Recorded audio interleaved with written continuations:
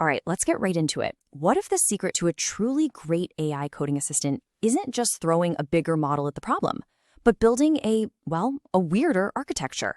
Today, we are breaking down AMP Code. It's an AI agent built on a bunch of really contrarian choices that, honestly, might just show us the future of how we write software. So, the folks behind AMP really started by tackling this huge question, right? Is the only way to build better AI coders just to make the models bigger and bigger? Or is there a smarter way to architect these things? Their answer? Well, they decided to build an agent that's designed on purpose to feel like it's from about 1 year in the future. And this is what they call it, an opinionated frontier agent. Now, that's not just a marketing buzzword. It's a core design philosophy. It means they've made very specific, very deliberate choices about how it should work. It's not trying to be a generic do-everything tool.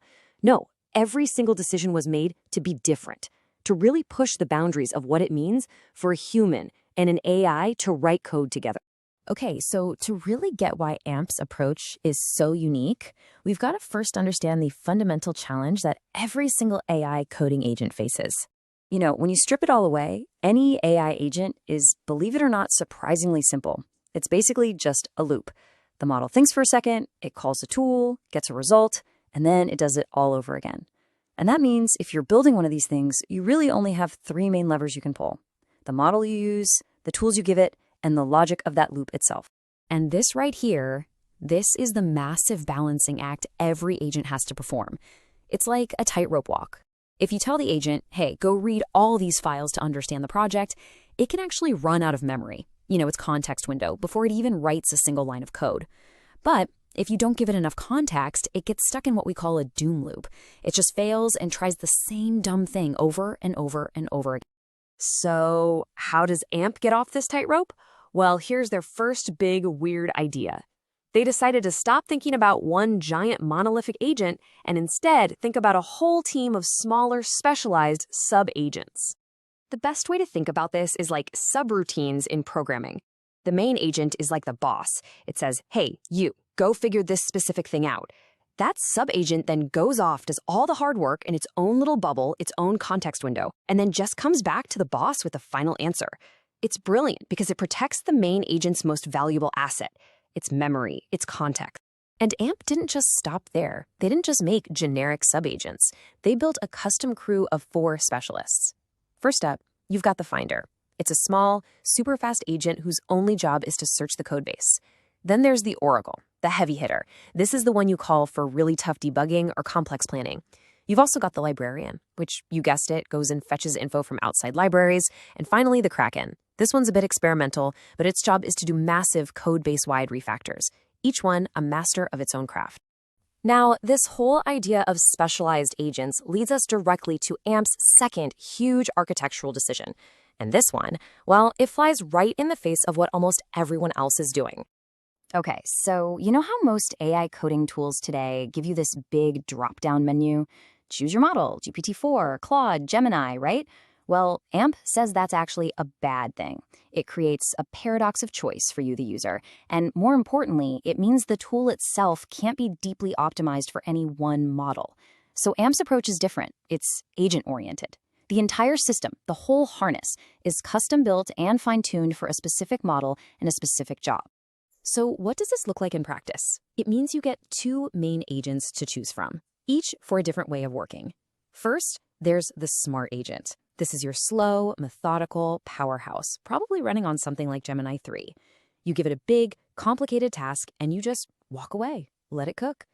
Then you have the Rush Agent. This one's all about speed. It's for those quick back-and-forth edits when you're right there, in the loop, watching everything it does. Okay, that's all the deep architectural stuff. But what does all this actually mean for you, the developer? How does it change the day-to-day experience of writing code? This quote from AMP's founder, Beyang Liu, absolutely nails it. I think of my editor now more as a reader. Think about that. When the AI is doing most of the actual typing, your job fundamentally changes. The bottleneck isn't how fast you can type, it's how fast you can understand and review what the agent has done. You go from being a writer to being an editor. So, to support this new way of working, the whole user experience inside AMP is built differently. Most of your time is spent in the agent panel, not the code editor. They've built this custom diff viewer that's made specifically for reviewing AI changes. You can even edit the diffs directly and navigate the code from there. There's even this cool little feature called a tour of the change that points you to the most important files to look at first. It's all about making that review process faster and easier.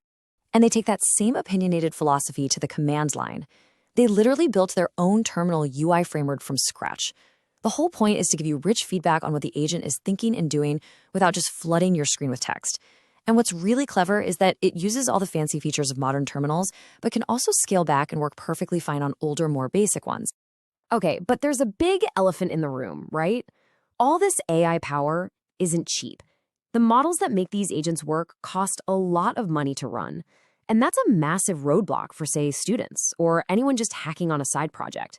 How do you make this tech available to everyone? Well, App's solution to this problem is something else. It's genuinely weird and honestly perfectly on brand for them. They built a tiny ad network inside the AI agent. It's wild. It'll subtly show you ads for other developer tools, and that sponsorship money is what pays for the cost of running the fast Rush agent. It's a crazy idea, but it makes powerful AI more accessible. But AMP is about more than just the tool itself. They're really focused on the human side of things, on helping us all learn this new craft of working with AI. For example, you can share your conversation threads with the agent so your teammates can learn your prompting tricks, and they've built a whole community around the tool for people who want to push the limits of what these agents can do. The goal is to figure this new world out together. All right, let's bring it all home and quickly recap the core ideas that make up the AMP philosophy. It's really a set of these weird but incredibly powerful ideas about where coding is headed. So, here's what we really learned today about AMP's philosophy. It boils down to 4 big, deliberate choices. First, reject generic, off-the-shelf tools. Instead, build a custom, highly refined toolset. Second, use specialized subagents to tackle specific problems and manage that precious context window. Third, be agent-oriented, not model-oriented. That means optimizing the whole system for a specific workflow, not just letting users pick a model.